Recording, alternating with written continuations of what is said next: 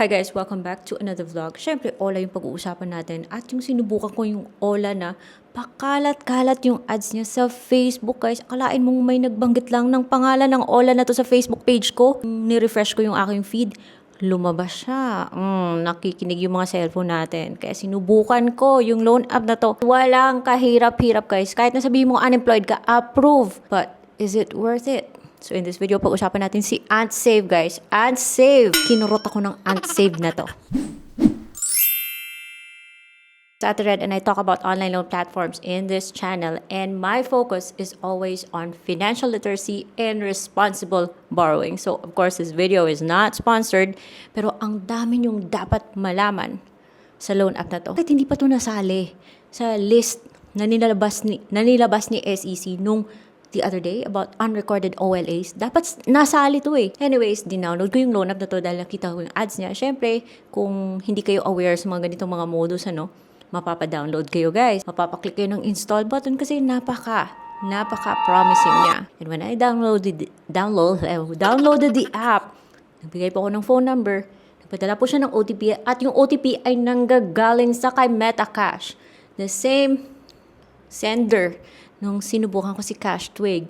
Alam niyo yung loan app na grabe, tinadad ng kung ano-anong text yung cellphone ko one day pa lang before my due date. And deja vu mga best. Anyway, let's just talk about, the time na na-approve ako. Siyempre, kapag na-approve tayo, nakakatanggap tayo ng loan mga guys, di ba? Natutuwa tayo. So, 6 days ago, nakatanggap ako not 1, but 2. Dalawang notification sa aking GCash. So, nakatanggap ako ng 3,000 pesos from Skypay. And then, na-realize ko, kakasubmit ko lang ng aking application dito sa kay AntSave. Okay, how did that happen? Basta guys, ang bilis ng mga pangyayari.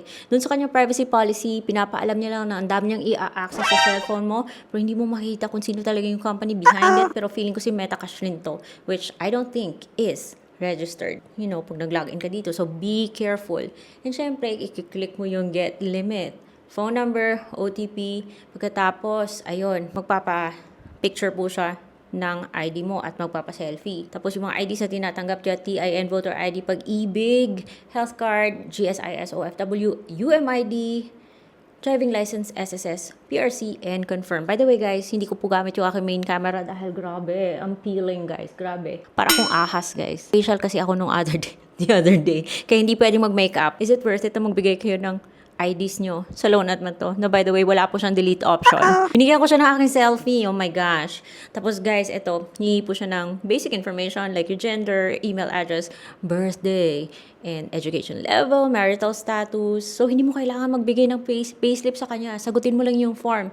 Tapos, umabot ako dun sa part na magbibigay ka ng 2 emergency contacts, contact 1, contact 2, which by the way, piliin na munang mabuti kung sino yung ilalagay nyo dyan. Kasi, one day before your due date, iti-text nyo. Sasabihin niyang ganito sa taong to, otherwise ikaw daw yung magbabayad ng utang. Yun yung sasabihin niya sa contact na ilalagay nyo dito. Kaya guys, piliin na mabuti kung sino yung ilalagay yung mga contact reference dito ha. Kasi makakatanggap yan talaga ng text. Kahit hindi ka pa overdue. So, bank card na. So, binigay ko sa kanya yung aking GCash. Loko ka ba? Ba't ka magbibigay ng bank account dito? Successful daw. At ang bilis na mga pangyayari, guys. Hindi ko maalala kung ano yung napindot ko. Application has been submitted na daw and I have requested for 2 products. And yung loan, tig to 2,500 kada loan. So, total pala ng in-applyan is 5,000. May pa-survey pa siya. Nagbigay lang ako ng GCash at ayun. Kaya pala nabigla ako na bakit may biglang pumasok na tigwa 1,500. 2 beses dun sa GCash ko. Kasi galing pala kay QuickPesa at kay Paymatic. Matic siyang nang-approve. Matic siyang nagpapadala ng pera, guys. Ang hirap pong makipagtalo sa loan app na to. Sasabihin kasi pindot ka ng pindot. Kaya yun, valid na umutang ka kasi nag-agree ka kasi pag nagpipindot ka. Fast forward, one day before my due date. As expected kasi ganito na rin yung nangyari nung nag-loan ako kay Cashbrig. 2 klase ng text yung matatanggap mo sa cellphone mo. Yung isa, bait-baitan, parang santo. Yung isa, sobrang bastos guys. Daming sinasabi kung ano-ano pa. Tatakutin ka talaga nila.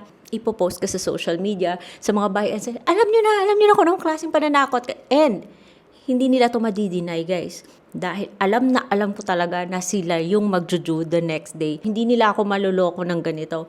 And ako pa yung lolokohin nyo? Ako pa yung lolokohin nyo na ipopost, well ngayon, sikat kayo. Sikat kayo na walang hiya kayo. So wag na wag kayong mag-download dito kay Unsave kung ayaw nyo magkaroon ng problema sa buhay nyo. Dahil sakit lang po talaga siya sa ulo.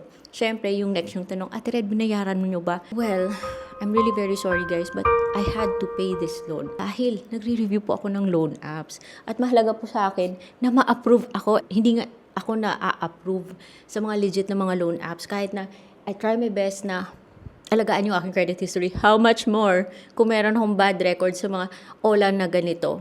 So, nasa inyo po yan kung babayaran nyo to o hindi ha. Kasi pwede nyo man isumbong yung mga nitong mga klaseng loan apps and meron po ako nilagay dyan na screenshot kung sino yung pwede nyong i-email.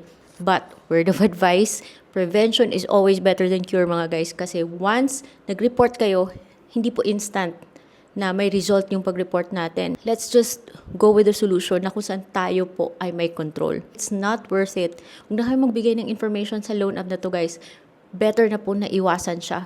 So, well, kayo na po yung bahala guys kung aanhin yung loan app na to ha.